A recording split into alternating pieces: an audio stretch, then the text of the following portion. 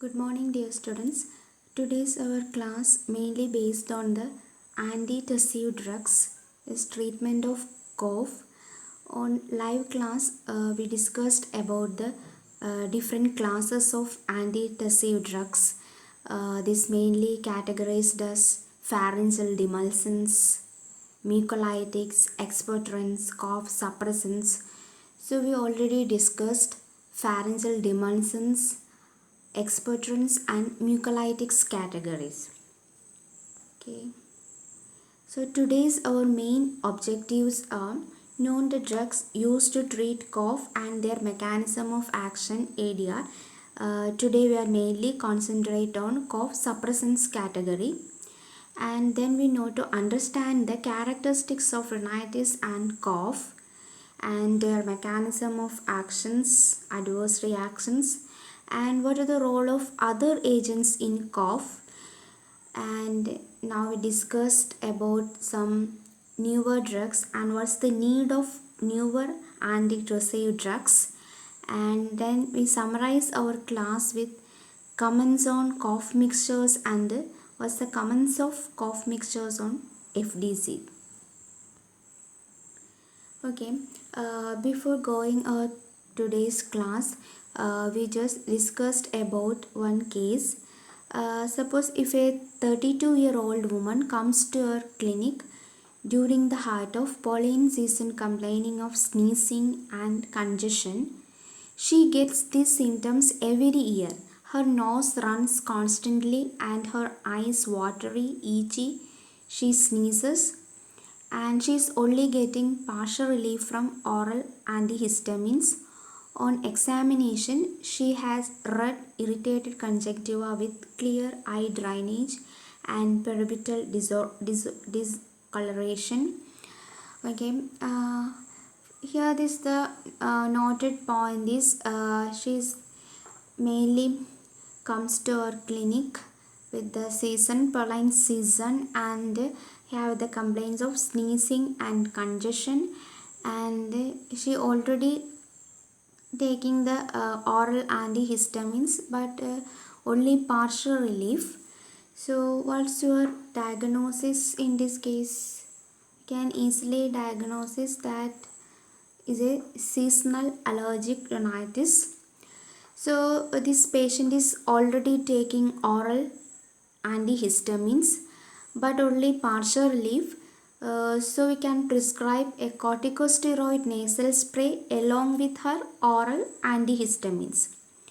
So next question comes in our mind, how long does it take to see the full effects of nasal steroids? Here we prescribe the nasal steroid. How long does it take to see the full effect?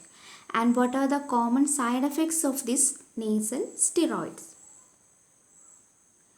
So here is the 32-year-old woman with seasonal allergic rhinitis, and we prescribe nasal steroid medications with her antihistamines. So this length of time is usually maximum effects of nasal steroids will take 1 to 2 weeks. Most notable common side effects are nasal burning, throat irritations and nose bleeds. Okay. Next we come to our antitussive categories of drug.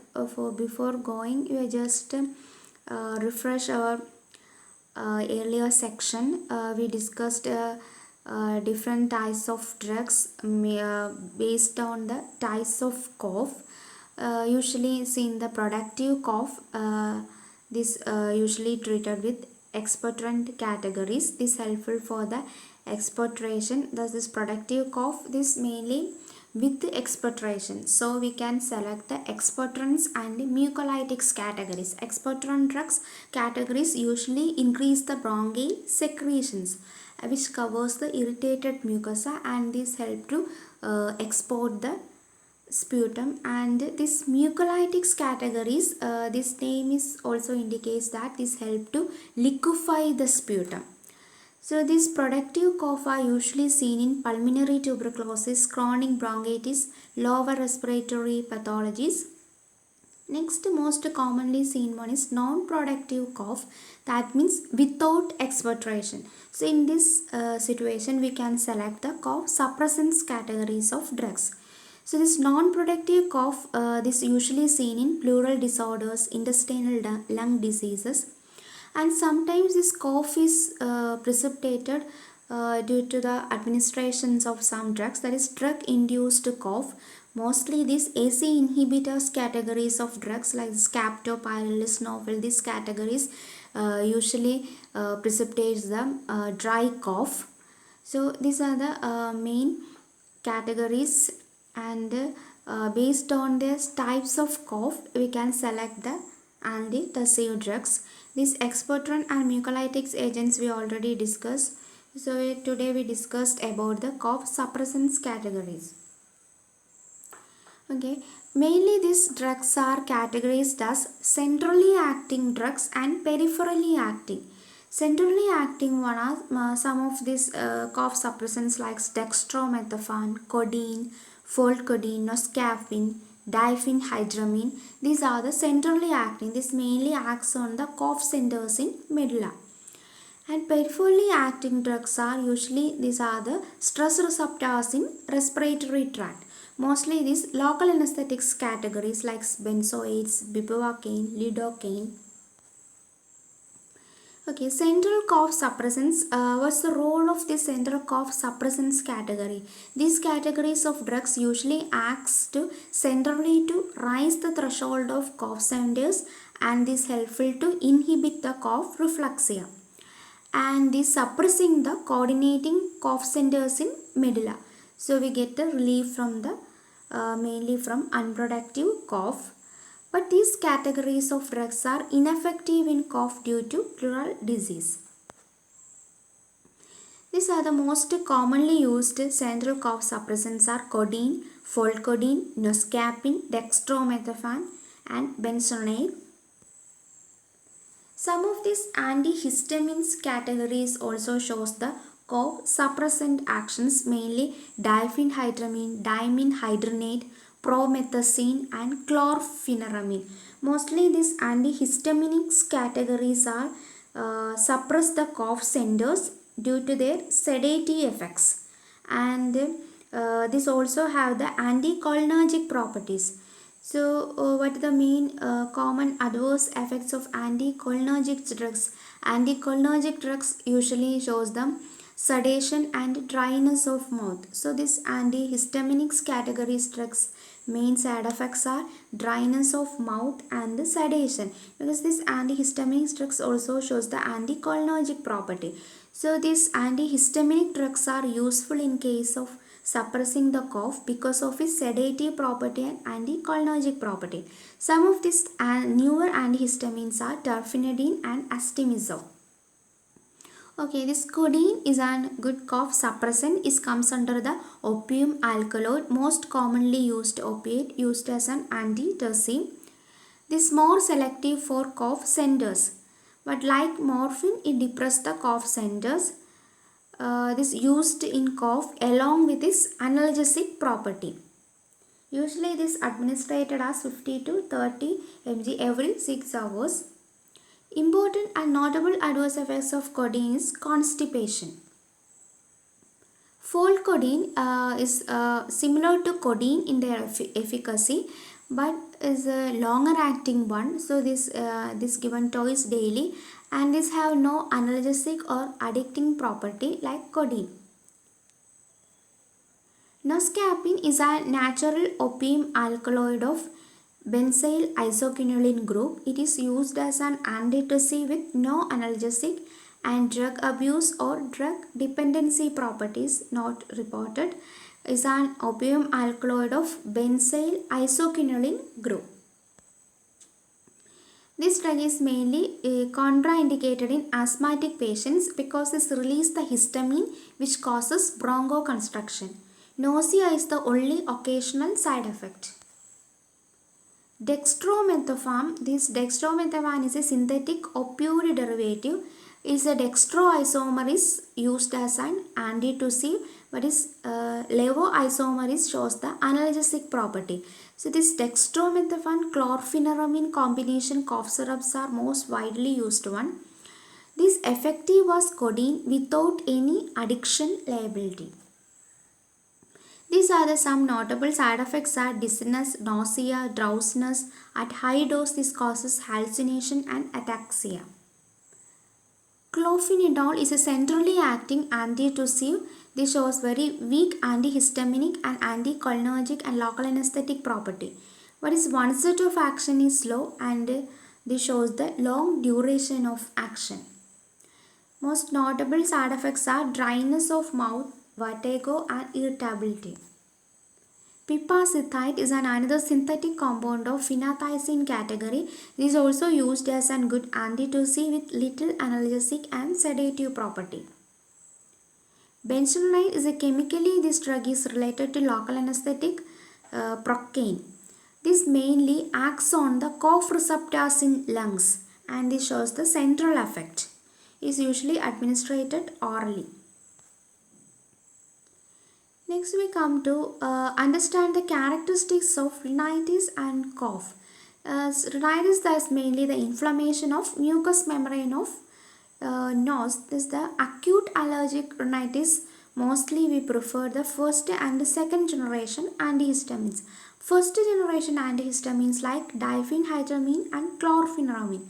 Second generation fexofenadine and levocetirizine, loratadine. Nasal decongestants are also preferred in this case. This oxymetazoline and pseudoephedrine. Before starting our class, we discussed about one case that is related to the seasonal allergic rhinitis. On that patient is already taking the oral antihistamines, but it shows the only partial recovery. She comes to the clinic. So here we describe the one of these the corticosteroid sprays and also prescribe this the oral antihistamine. So this antihistamines first generation and second generation is most effective in case of allergic rhinitis and nasal decongestants like oxymetazoline and pseudoephedrine. What is long-term management of allergic rhinitis? Most useful one is inhaled nasal corticosteroids. So in the case we prescribe the inhaled nasal corticosteroid along with her oral antihistamines. Okay, what are the important inhaled nasal corticosteroids?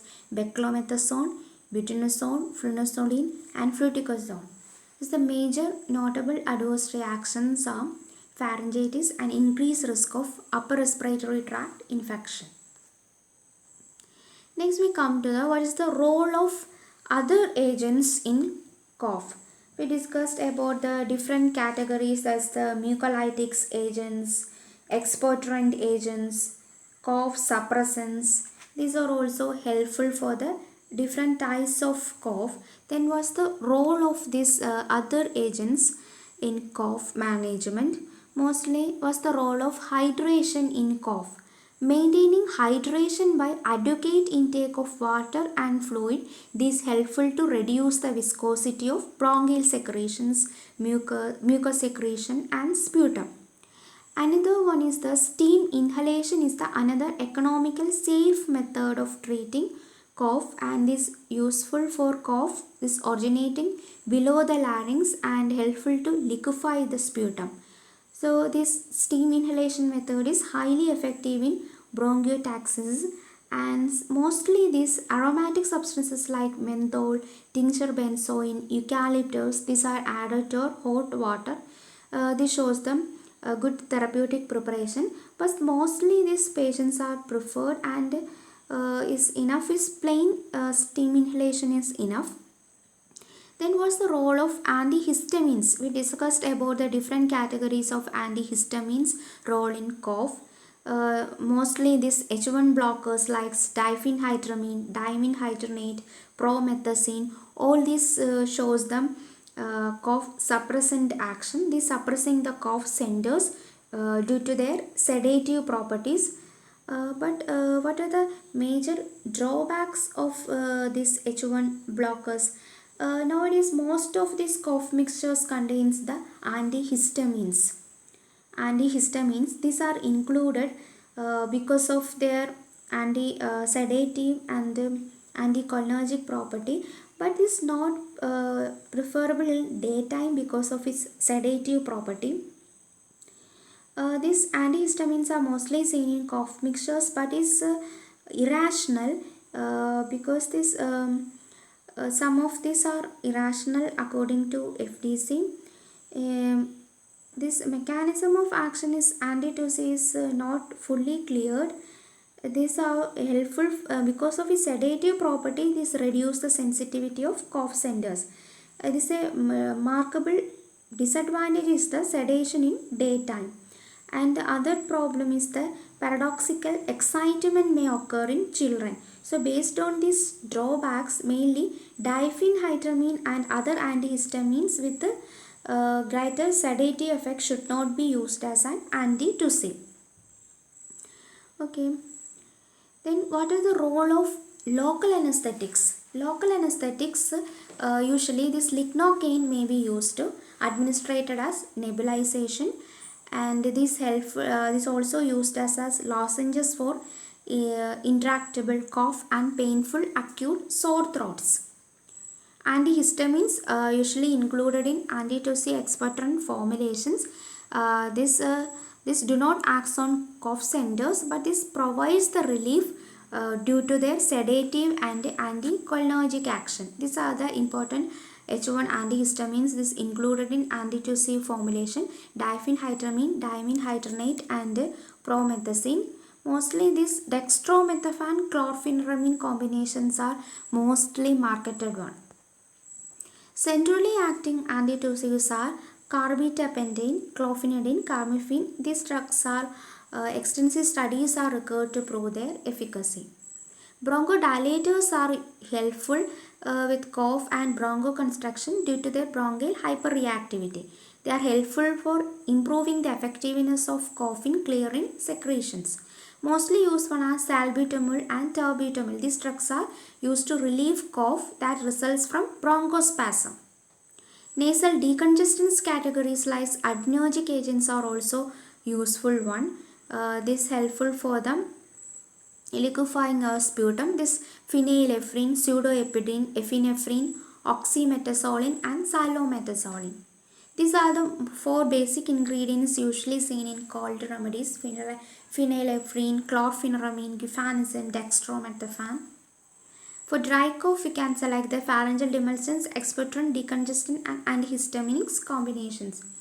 For productive cough, these expectorant agents and mucolytics agents, these also preferable in cases, and antihistaminics with low atropine like are mostly preferred. Why these are preferred? Because this the atropine does the anticholinergic properties. So if this anticholinergic property is less, so the side effects of anticholinergic is like this dryness of mouth, sedations are less. So antihistamines are preferred with low anti-atropine like activity. This is the low anticholinergic property. Drugs can be selected. Non-productive cough is mainly cough suppressants categories, and for dry unproductive cough, antitussives are selected. And according to FDC, this bronchodilators cannot be added to this combination, is an irrational one. Antihistamine, antitussive and bronchodilators, this combination is banned one. So majority of cough mixtures are irrational according to FDC because these different combinations are used one. Because this expectorants, if these expectorants and mucolytics combinations are usually added, these expectorants increase the bronchial secretion. If you added the antihistamines to that formulation, this dry up the secretions due to their anti-muscarinic and anticholinergic property. And this antitussives, they suppress the cough, while this productive cough should not be suppressed. So these combinations are irrational according to FDC. Mucolytic should be preferable used by the inhalation route. And this some cases this antibiotics is amoxicillin, ampicillin, cephaloxime. These also considered as safer in pregnancy. Okay, now we come to this the what's the need of newer one, newer drug. From this the on our live class we discussed about the Linger case. That is, hope you are remember. In that case, this patient is diagnosed with COPD and is also have taking the other medications for hypertension and cholesterol lowering drugs, and he regularly using the lisinopril. From we already learned this, some of these drugs also precipitates the cough, like mostly this AC inhibitors category on, and that Linger case is also suggests that the patient is already taking azithromycin for 3 days but not recover, and other medications are also taking some antibiotics, and this inhaler is also using. So in that situations, we need to think about the novel drugs.